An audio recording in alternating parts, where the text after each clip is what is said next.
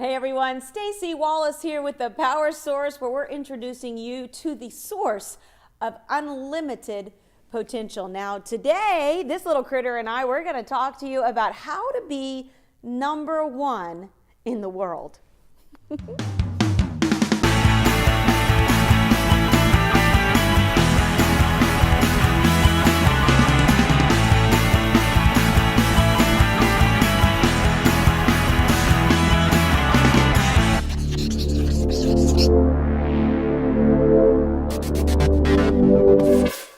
All right, everyone, we have got a special guest today. This is Maximus. Maximus is a hedgehog that right now he's a little bit upset with me.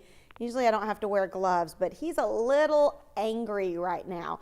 And it's actually good because today we're going to talk about how you can be number one in the world. Now, later on in the video, I'm going to talk to you about something called the Hedgehog Concept, that if you've read Good to Great, you know anything about what the Hedgehog Concept is, we're going to talk about that later on in the video. But I want to introduce you to Max. I don't know if you can see his sweet little precious face poking through there, but Max is a bona fide hedgehog. And today we're going to talk about the Hedgehog Concept and what it means to know what you're number one in the world at. Now, Max came to our family. His name is actually Maximus Sonic Happy Wallace. So we had a little bit of disagreements on what exactly his name was. We call him Max, Hedgie. But basically, Max is a beautiful part of our family that was given to me for my birthday. This is the psychology of my children, who say if we buy mom a birthday present of a hedgehog, then mom gets to feed it. Mom gets to take care of it. But of course, where does Maximus sleep? In their bedroom. Well, today we're going to talk about, I want you just to look real quick. You probably see what Max is doing here, even though that's his cute little nose there. Max is quilling up. In other words, like a porcupine. Porcupines actually spit out their spines, but he quills up. Now, I'm going to talk to you about that in just a little bit, because when we talk about whether it's being number one in your family, number one in your business, number one in life, we're very passionate with the Power Source about talking about how you can grow and become better in the areas of faith, family, finance, and fitness. So I'm going to let little Max go back over here to his bed, and I'm going to take off the gloves. Max is very happy about that, and so am I. Today we're going to talk about how to be number one in the world. What does that mean? You know, we live in a world of comparisons. If you look at social media, everybody's comparing themselves to, you know, how do I get more followers? How do I buy followers? How do I pay for followers? How do I say the right thing to the right people to get them to want to, you know, promote me or mention me on their site? There's just so many things that you can get caught up in the world of comparison. Social media is probably one of the worst places where people are literally driving themselves to a place of emotional abyss trying to fit in. I mean, how can I be liked? Why are my likes going down? What if I post this time of day? What if I post that time of day? And really what it's doing, I've met a number of pastors, leaders, executives. They've come off social media altogether because they realize it's so easy to get caught up in the comparison trap. Well, the comparison trap isn't just about social media. I mean, think about some of the businesses that we play, the pay-to-play systems, where if you pay this amount of money, you get to be in this room, or you get to pay this amount of money, you get to be a part of this group of leaders. Pay this amount of money, and you can be with the who's who of internet marketing. And so we have pay-to-play systems where, again, we're trying to fit in with a different group of people. Or maybe it's the generosity trap or the comparison trap of generosity, where it's all about what are your giving records? You know, if you give this much, you get to sit at this table. And again, there's just this world of comparison or trying to fit in. I found in 2017 that I just sat back. We took a time of just really resting and pressing in. And personally, I took time to just really press into the things of God. I removed myself from a lot of busyness in order that I could just be still and hear God's voice. And in that time, I started to realize, you know, I've been in business for 30 years now. Started at 18, really since I was 16. I was doing big Broadway musicals, and then I was with a 21-piece orchestra. But at 18, I got engaged in direct sales and selling water filters. I became a passionate salesperson going door to door selling water filters. And in that season, I began to realize in the same way at 18 years old, I was introduced to the world of wanting to fit in. In fact, at 16, I started doing little modeling jobs, and they have something called go-sees, and that's where you dress up and you put on your best. You go into a room where other models are going to be walking into the room, and you go on a go-see. They evaluate you, they evaluate what you look like, what your body frame is, and they determine whether or not you're the girl for the job.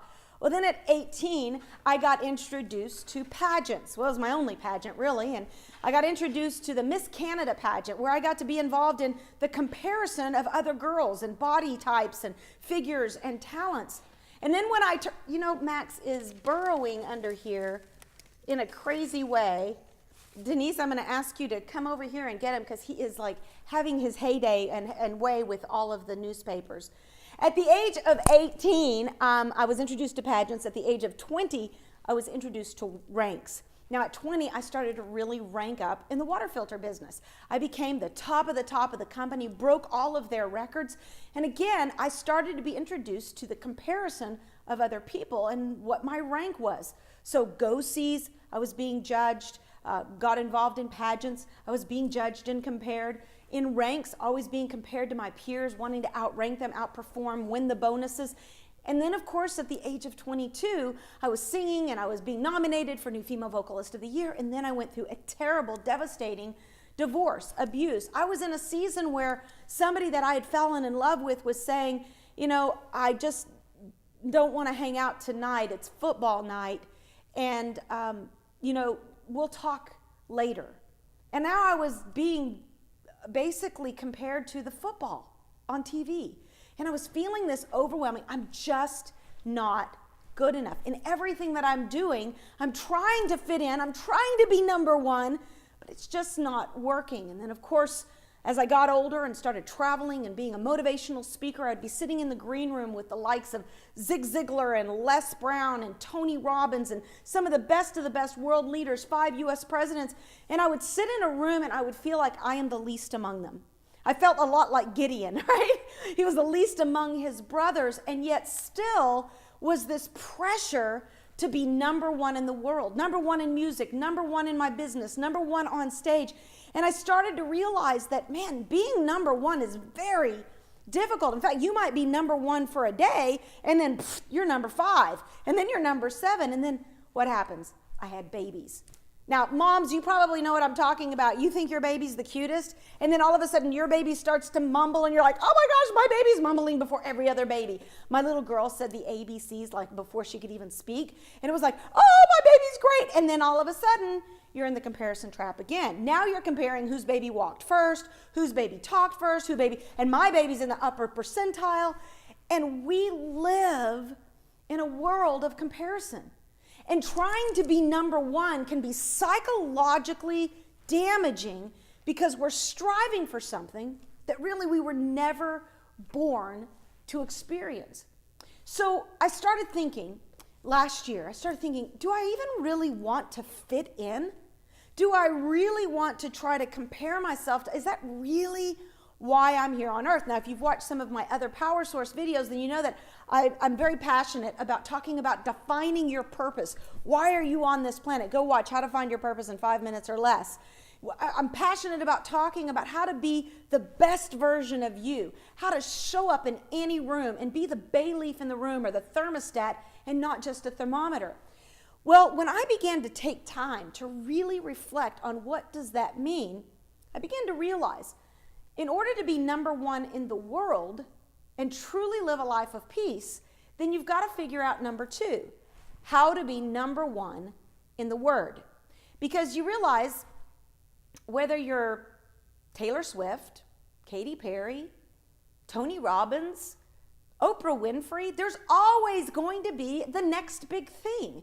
There's always going to be someone that comes, whether you're General Motors or whether you're Facebook or whether you're Google or whether you're Dosh, it doesn't matter. You might have your day in the sun as number one, but what can you really be number one in the world at?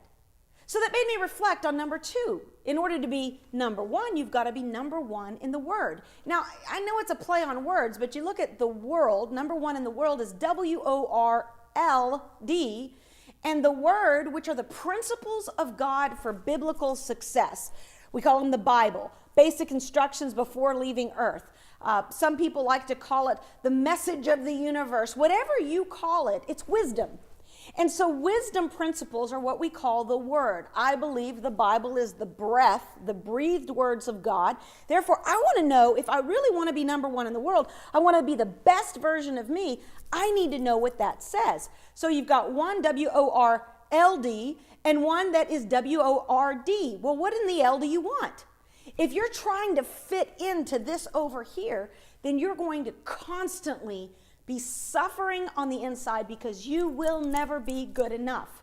And I'm not telling you that because I don't know. I'm telling you because I have been on the stage with 5 U.S. presidents. I've sung at the Olympics. I've been around the world. I've been at the top of major corporations. I've built networks of 250,000 people. I've helped launch major ministries. I've been able to coach some of the biggest and the most strategic and powerful leaders and CEOs and executives, billionaires. And you know what? No matter how much you do, there's still this yearning, I'm not good enough. And when you get to a place where you're like, you know what, I can't give enough, I don't even want to be at that table if it requires me a pay-to-play system. I can't perform enough because you know what, somebody's going to tell you, you're just not for us. Your sound is a little different than our sound. You know what, at some point you get to a place and you say, it might not be for them, but I'm going to be the best in the world at being me. And so what does that mean? Then you've got to know, go back to, how do you know your purpose? Go back to knowing your Creator. Why were you placed on this planet? And you'll begin to realize that there is a plan and a purpose for your life. And you live in a world of opposites. Now remember, in just a minute, I'm going to get back to the Hedgehog Concept and how this applies to your business, your family, and your life. But first I want to take a look at something. How to be number one in the world. Well, what does the world say you're supposed to strive for? You need to strive for possessions. Now, yesterday I went out and I was car shopping, and I remember a couple months ago I posted on Instagram or Facebook or somewhere, and I was talking about the cars I was looking at, and at that time I was looking at some pretty fancy cars, and I started thinking, and oh man, I got a lot of messages and comments about that car, and people loved that car, and they gave me their idea of what kind of car I got a lot of activity in social about what car I should choose. And in the very next week, I posted about feeding children in need. You know how many comments I got on that post? And I started to think to myself, wait a minute, I'm going to go on a social experiment here. I'm going to post a lot about me and possessions and things, and I'm going to see what does that make the world do. And you know what? It makes the world chatter. It makes them talk. It gets them excited. It gets them engaged. And then I started talking about things that are about not transaction, but transformation. It was like, well, it's not really sexy. That's not really exciting. And I started thinking, what in the L are we living for? If that's all the world is this shallow version of possessions, you know what? Instead of, and here's what's very, very exciting about when you decide to live a life that is all out, exciting, living for God and not living for yourself. Like Zig Ziglar says, you can have everything in life you want if you'll just help enough other people get what they want. Here's what happens. Instead of living for possessions, you start to live for purpose. Now watch this. This is what the world with a big L is searching for. Here's what the Word of God, wisdom, tells you should be your highest aim. Your goal for number one should not be possessions. It should be for purpose, to reflect God in everything that you do. Prophets, instead of profits, the Word says seek peace. Now here's what's interesting about this. Matthew 6:19 says, don't lay up for yourself earthly treasures, but seek things that are from above. Why? Because where your treasure is, there will your heart be also. If your heart is stuck here, you will never have a life here. You might have profits, but you won't have peace. You might have possessions, but you won't fulfill your purpose. It doesn't mean that you can't have possessions. It means that if this is your aim, You're going to live a life like I had for many years, a life of constantly searching for more, constantly looking to be approved, constantly looking to fit in. What happens? The world tells you, get as much as you can, get profits, get money, right? And what does the word tell you to do? Give. It is a world of opposites. If you want true, lasting peace, you've got to live over here in the world of opposites. So if the world says get, Scripture says give, and it shall be given. Seek, and ye shall find. You know what? When you live to give, suddenly you start to see things shifting in your direction. The world says you better get revenge. You know, I heard what those people did to you. They stole from you. Well, you know what the word says? Love your enemies. Do good to those who use you, who despitefully use you. Bless those who curse you. Completely opposite. I'm getting to the number one in the world thing. Hang on with me. The world says climb the corporate ladder, climb ranks. What does the word says? It says bow. Isn't that crazy? I bow upon my knees and I cry, holy. And finally, the world searches for power when we should be searching for humility. Now, I've spent a lot of time in my life not only studying great philosophers. Obviously, I study the Word, I study the life of Jesus, I've studied the life of Gandhi. And what I find is those who have the most inner peace are those who have somehow learned to, I call this Babylon, escape the ether of looking to be number one here and searching to be number one there. There's a different world that you can operate in. Now, I want to go back to the hedgehog concept real quick. And when I talk about the hedgehog concept, you guys are going to be very familiar with this. Any of those of you who have read Good to Great, then you know that the hedgehog concept is very simple. It's basically the hedgehog. What's great about the hedgehog, the fox, the comparison in that book is between the fox and the hedgehog. And the fox, basically, this is a research of companies who have become 35-year-old companies, successful billion-dollar corporations. How did they go from being good companies to being legacy great companies? And so there were a number of factors that were studied in this research. But here is what the hedgehog concept defined. And my entire business career, whether I've been in corporate America, senior vice president of corporations, or whether I've been top in sales fields, I've agreed with this, and I still do, but I believe there's a different perspective to help you go deeper. Watch this. This is the hedgehog concept. The hedgehog concept basically says there's three circles. Now, the fox is known to be one that tries a whole bunch of things, right? They're scattered, they move about. But the hedgehog is really only good at one thing. And the one thing that the hedgehog is good at is basically what you saw Max do. They roll up in the ball, they stick out their quills, and that's what makes the hedgehog win every time. They're not great at everything, but they're good at one thing. And that's what this concept says. Number one is, what are you most passionate about? Now, I have lived my entire life very passionate about everything that I do. Been passionate about my kids, passionate about basketball, passionate about, singing and traveling. But as you get older, you realize those aren't necessary. Those might be things that you're excited about, but your driving passion is something that comes from deeper on the inside. Now, if I was talking to you corporately, I'd be talking about your DNA and what is the driving passion of where you want to go with your company, what are you wanting to accomplish. But I want to talk to you personally right now. What are you most passionate about? When I turned 48 years old, which was just a few weeks ago, I sat down and I addressed this. And I said, as I go into this next year, I want to be very, very clear about who I align with, what I'm doing with my life, where I'm spending my time, and what I'm building in the next 50 years. And it became very clear to me that what I'm most passionate about is not what I've been living for necessarily the most of my time. I am most, even though I love my family, I love ACN, I love DOSH, I love our companies, I love the people around me, I love my friends. It's really not what I'm most passionate about. I can't even tell you I'm most passionate about being a mom. But here's what I can tell you. I am most passionate at this stage of my life, and I believe I will be for the rest of my life, to know him, meaning God, to know God and make him known. Now, I got to tell you, going up through the diaper years and going up through now, good Lord, hot flashes and life changing, and any day could be different. But what I love about the foundation of your greatest passion, my passion, I began to realize, despite all the things I've done, it's not an award, it's not a car, it's not a house, it's not even seeing that my kids grow up and they love God.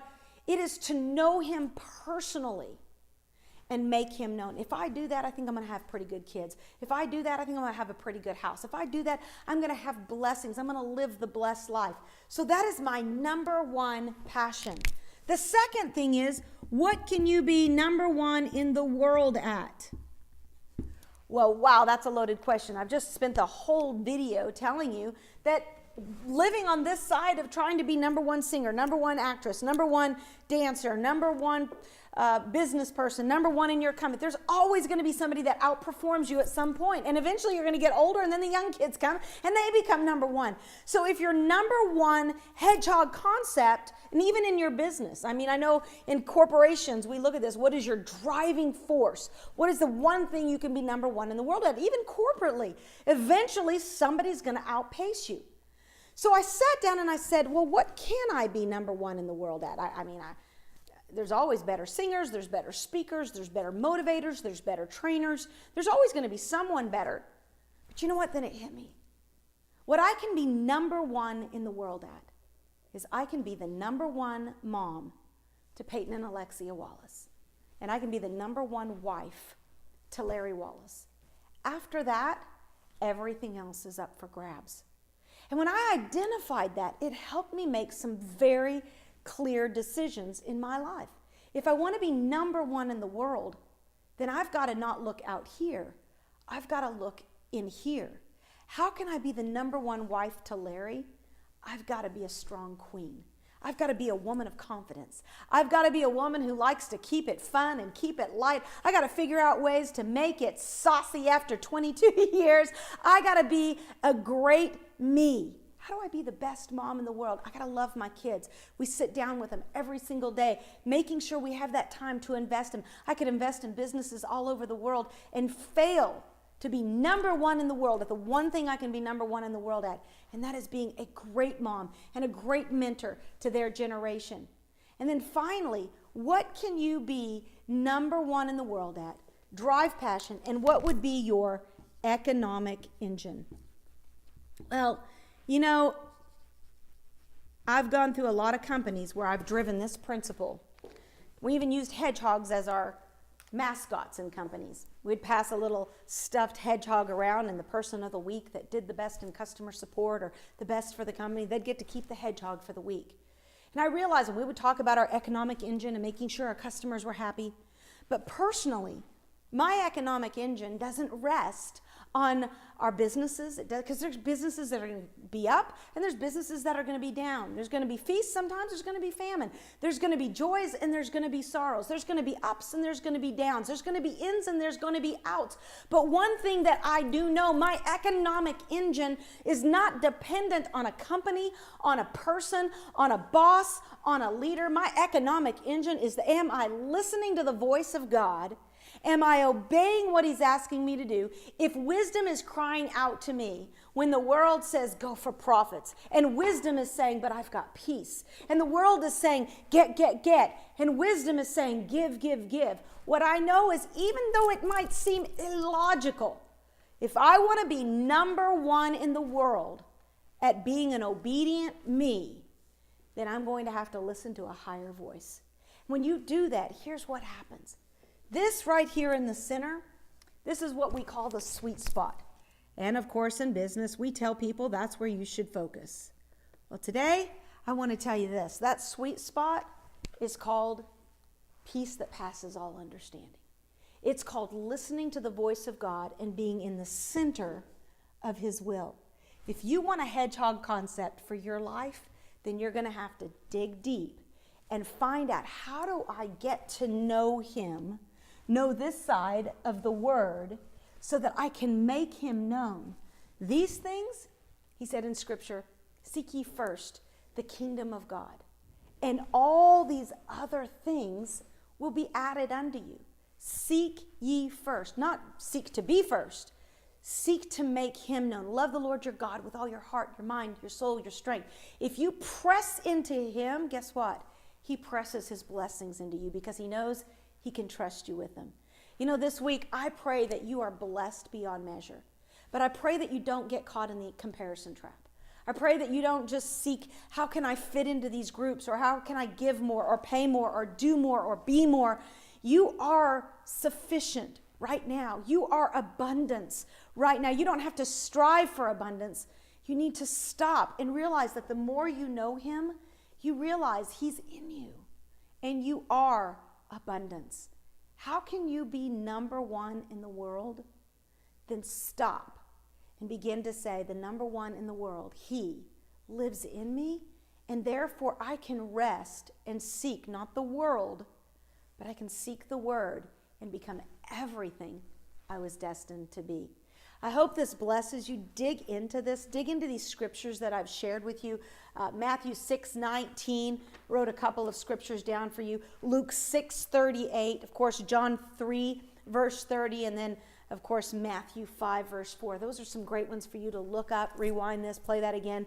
And as you study those this week, I encourage you, comment below, share this with somebody else. I know you know people right now who are struggling with comparison, struggling of how do I be better? How do I win that award? How do I get that promotion? And instead, share this with them and tell them that they can be number one in the world starting today. Of course, visit us over at staciwallace.com. Love for you to plug into the Mission Possible there.